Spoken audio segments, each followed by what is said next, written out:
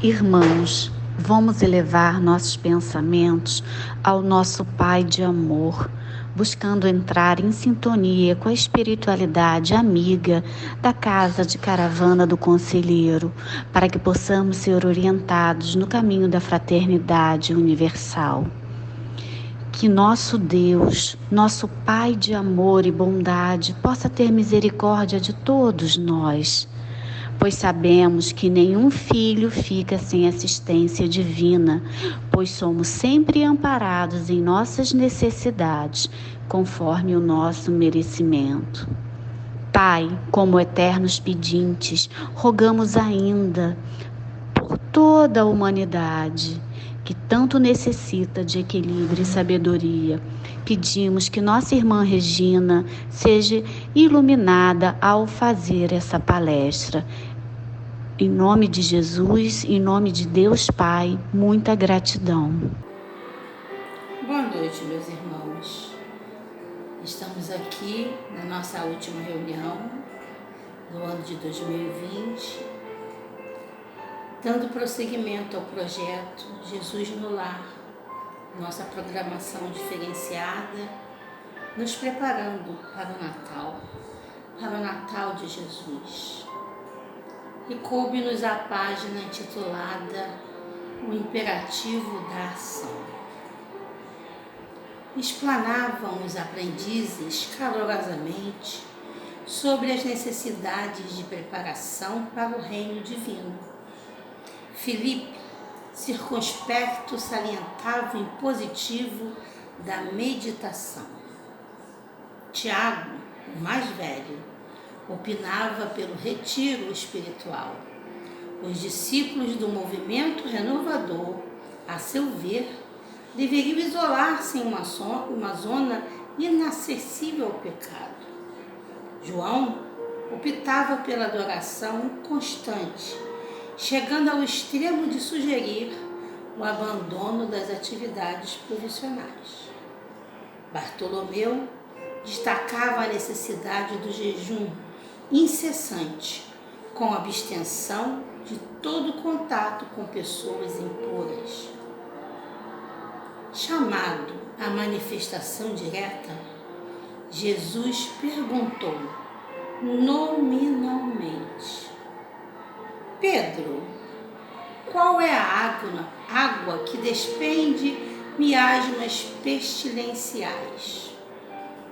Sem dúvida é a água estagnada, sem proveito. Tiago, qual o peixe que flutua inerte na onda? É o peixe morto, Senhor. Bartolomeu, qual é a terra que se enche de matagais daninhos à plantação inútil? Indiscutivelmente é a terra desprezada, porque o solo empedredado e áspero é quase sempre estéril. Tadeu, qual a túnica que se converte em ninho de traças destruidoras? É a túnica não usada. Judas, o que acontece com o talento sepultado? Perde-se por inútil, Senhor. Tiago, onde se acoitam as serpentes e os lobos? Nos lugares em ruínas ou voltados ao abandono. André, qual é, em verdade, a função do fermento? Mestre, a missão do fermento é dar vida ao pão. Pousando nos companheiros o olhar penetrante e doce, acrescentou bem-humorado: o tempo está repleto de adoradores e a miséria rodeia Jerusalém. Se a luz não serve para expulsar as trevas, se o pão deve fugir ao faminto e se o remédio precisa distanciar-se do enfermo, onde encontraremos proveito no trabalho a que nos propomos? O reino divino guarda o imperativo da ação por ordem fundamental. E aqui nós paramos para nós começarmos a trabalhar todas essas ideias. Nós vemos que os discípulos se propunham a alcançar o reino de Deus através de jejum, de adoração, através do recolhimento, se privando do contato com o mundo externo para não se contaminarem. E Jesus, e o Lúcio ele coloca assim bem frisado, ele diz, nominalmente, ele fala com um por um, ele questiona um por um, ele faz com que cada um pense e vejam nas coisas simples da natureza que tudo que fica estagnado, parado, se torna improdutivo. Como estamos nós? Estamos improdutivos? Estamos estagnados? E ele vem lembrando de como o templo, estava cercado pela miséria em Jerusalém, cercado de pessoas famintas. O que faziam os sacerdotes? Oferendas, adoração, mas não saciavam a fome dos irmãos. Fé inoperante,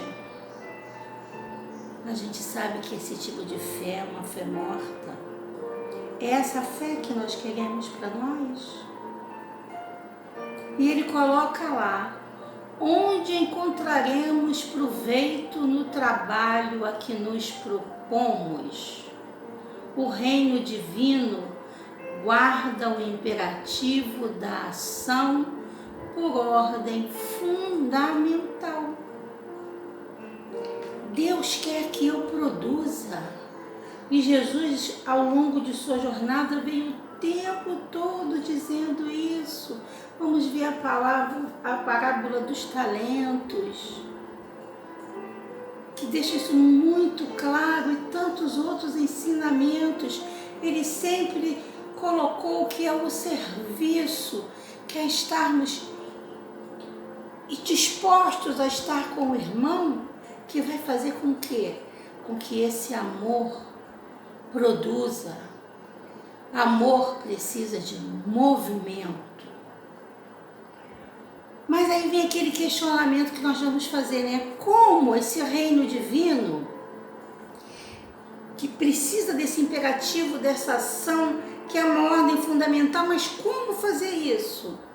E ele deu a resposta, ele disse, propaguemos a verdade salvadora através dos pensamentos, das palavras, das obras e de nossas próprias vidas. Não é eu me fechando na clausura, não sou eu jejuando, não sou eu em contemplação que vou testemunhar a minha fé, que vou testemunhar o quanto discípulo eu sou, mas eu propagando isto através de pensamentos, de palavras, de obras e da minha própria vida. Como eu me posiciono na vida? Eu me posiciono na vida como um discípulo? Eu me posiciono na vida em ação? A minha fé é morta?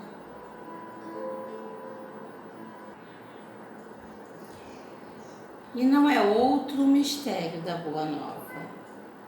Amar servindo.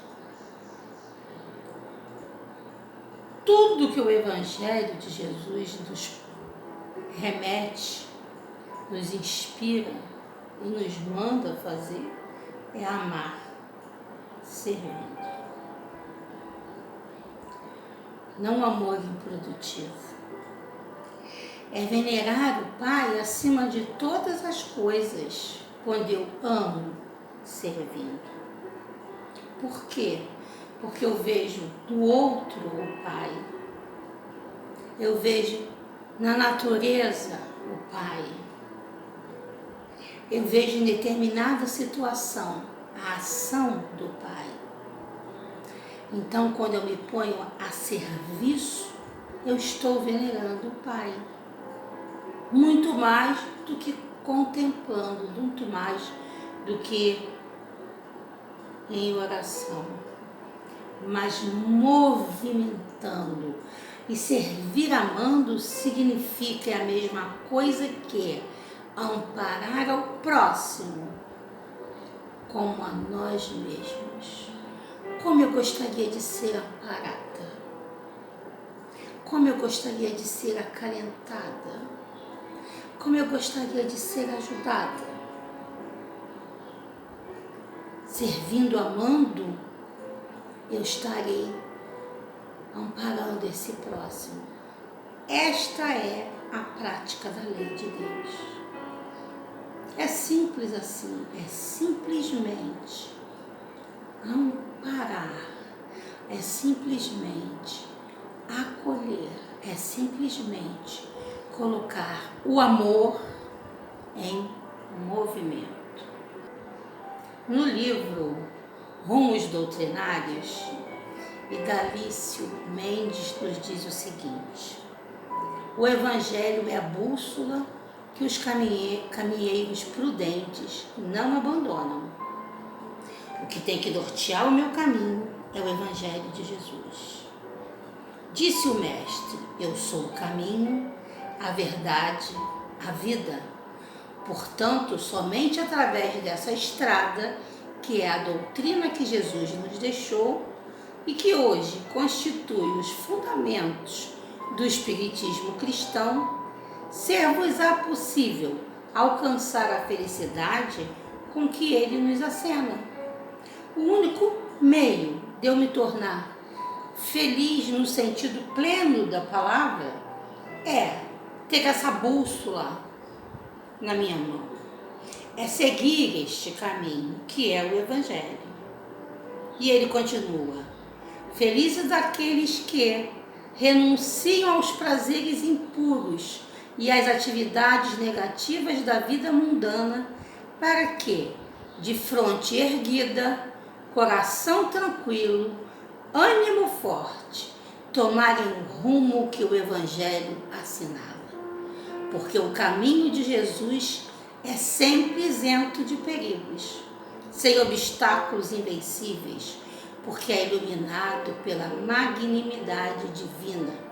Entretanto, é mister que tenhamos sinceridade e não nos deixemos seduzir por solicitações de natureza inferiores.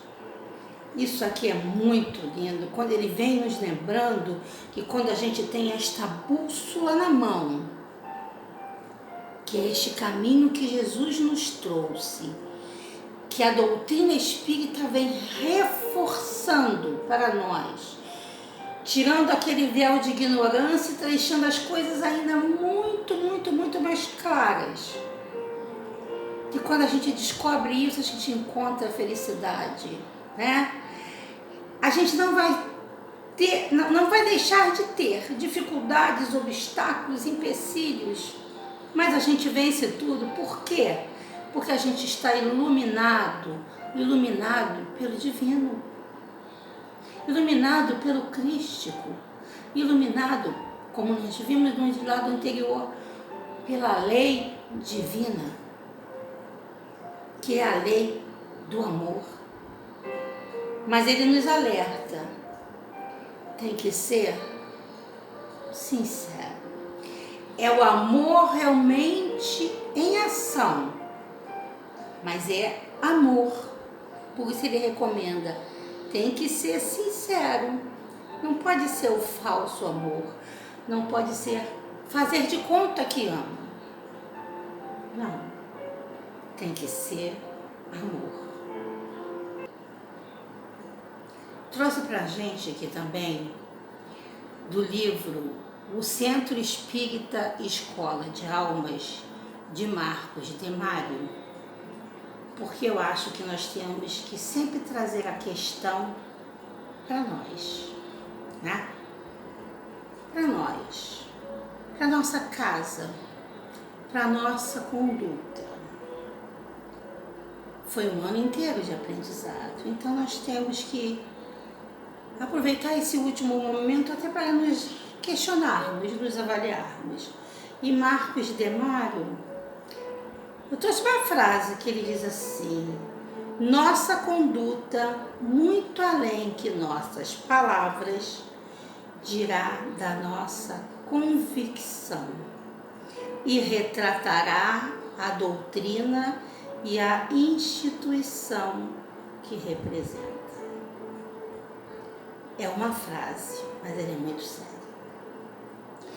Muito séria porque ele está nos lembrando que não adianta colocar o crachá, sou espírita, sou da casa de conselheiro, presido a casa. Não, está muito claro ali que a minha conduta que vai dizer se realmente eu tenho convicção da doutrina que eu sigo, se eu tenho convicção do que eu falo para nós, eu não falo para vocês, eu falo para nós, é a minha conduta, é a nossa conduta. Estamos fechando um ano que foi um pouco mais complicado, um ano atípico, mas tivemos oportunidade neste ano de termos coisas boas também, muitas coisas boas. Uma delas é estarmos juntos, através da maquininha. Tudo isso que a gente vivenciou, de bom, de desagradável, fez com que o meu comportamento, a minha forma de me apresentar, a minha forma de fazer, mostre realmente que eu tenho convicção do que eu prego, que eu tenho convicção do que é ser espírita, do que é ser cristão. Eu estou realmente pondo este amor em ação ou estou com aquela fé inoperante? Lembra do nosso título do estudo? Um imperativo da ação. Como estamos? Eu busquei no livro Jesus e Kardec, de Alírio Cerqueira, um autor que eu gosto muito, que ele comenta uma passagem que está em Mateus capítulo 11, versículo de 28 a 30, que nos diz assim: vinde a mim todos os que estáis cansados e oprimidos, e eu vos aliviarei. Tomai sobre vós o meu jugo e aprendei de mim, que sou manso e humilde de coração, e encontrareis descanso para as vossas almas, porque o meu jugo é suave e o meu fardo é leve. E ali ele faz uma reflexão muito profunda, mas muito profunda, desta pequena passagem. E ele se prende muito à expressão, e aprendei de mim. Por que eu tenho um mestre? Por que eu sigo o mestre? porque eu vou à escola e vou ter aprendizado com aquele professor. Para aprender com ele. Então, nessa passagem de Mateus, Jesus deixa muito claro: aprendei de mim. Ou seja, faça o que eu faço. E aí já começa um questionamento. Eu faço o que Jesus fez? Eu faço o que ele me recomenda fazer? E ali ele diz assim: Jesus faz o convite para tomarmos a condição de aprendiz. Porque aquele que aprende, pratica. Senão ele não aprendeu. Condição essencial para um trabalhador espírita. Se eu quero realmente ser um trabalhador, eu tenho que começar a fazer o que Jesus me manda fazer, o que ele me ensinou. Eu tenho que ter uma atitude proativa. Eu não posso ficar com os braços cruzados, eu não posso ficar esperando a outra encarnação. Eu escuto muito: Regina, na outra eu vou fazer. Quando será a outra? Não estou sabendo não. E essa atitude proativa, né, ela vai superar 3 níveis da ignorância, que é a do não saber, a do não sentir e a do não vivenciar. Vamos prestar atenção. Nós já sabemos. Nós estamos não sentindo ainda.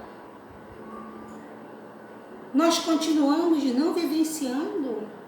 Não podemos, nós temos que superar esses 3 níveis. Nós temos que saber, sentir e vivenciar.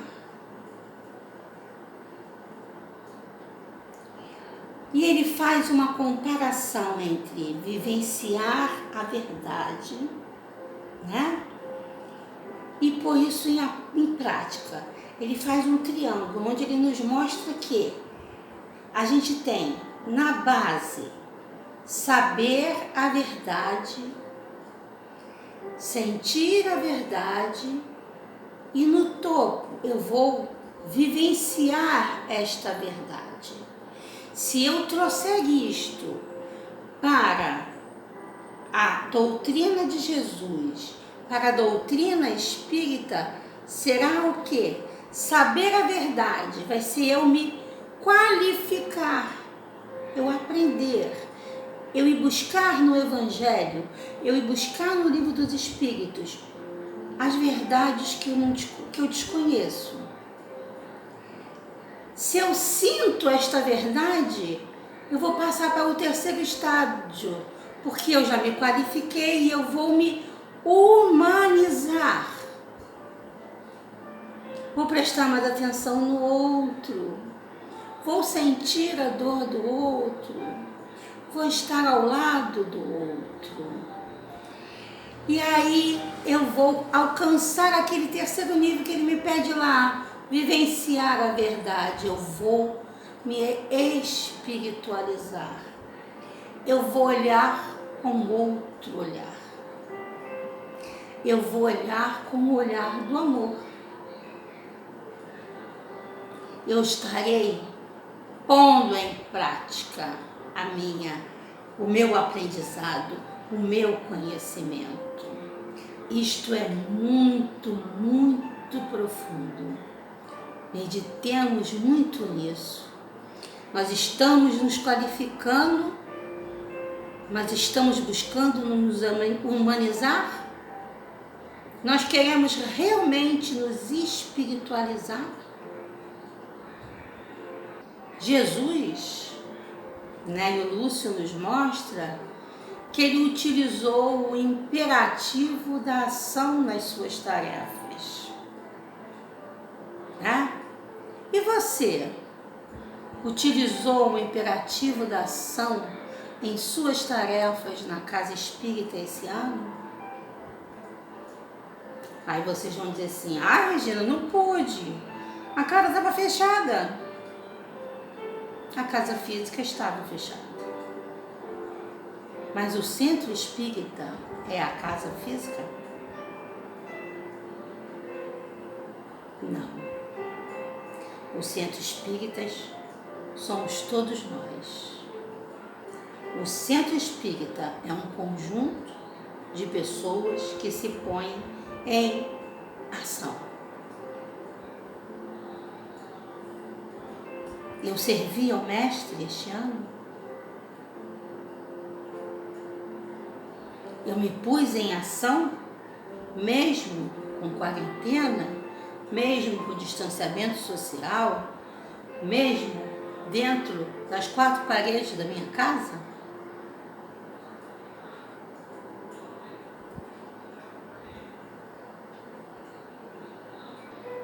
Vamos então, meus irmãos, fazer a nossa prece.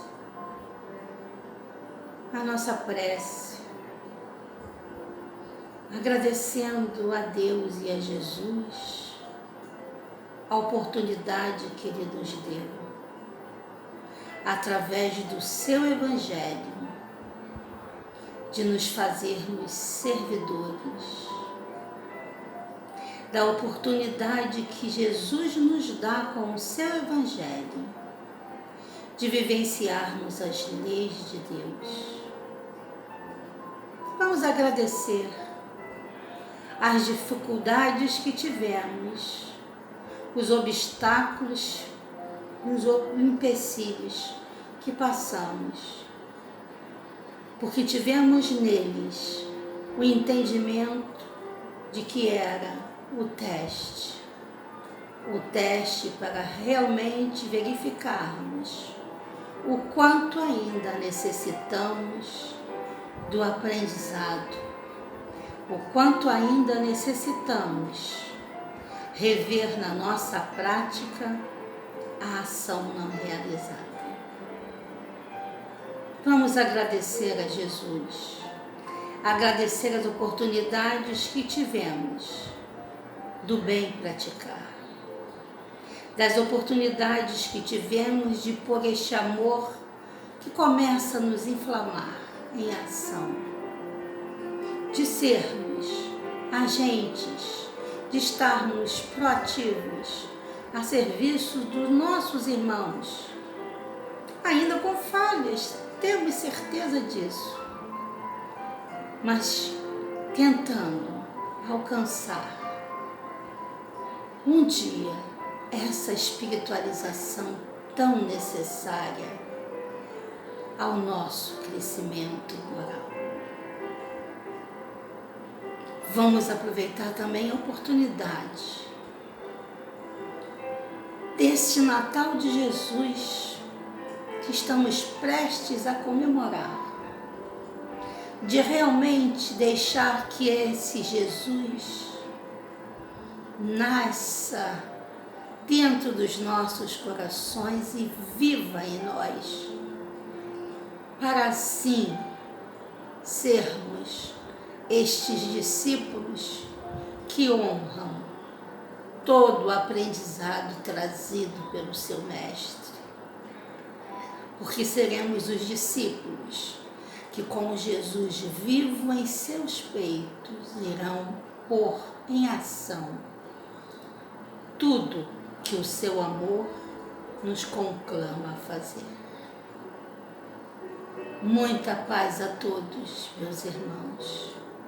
Que as bênçãos de Deus, nosso Pai, que as mãos amorosas de Jesus derrame sobre todos nós, encarnados e desencarnados, energias de luz que nos vão fortalecer para podermos colocar todo este amor em movimento.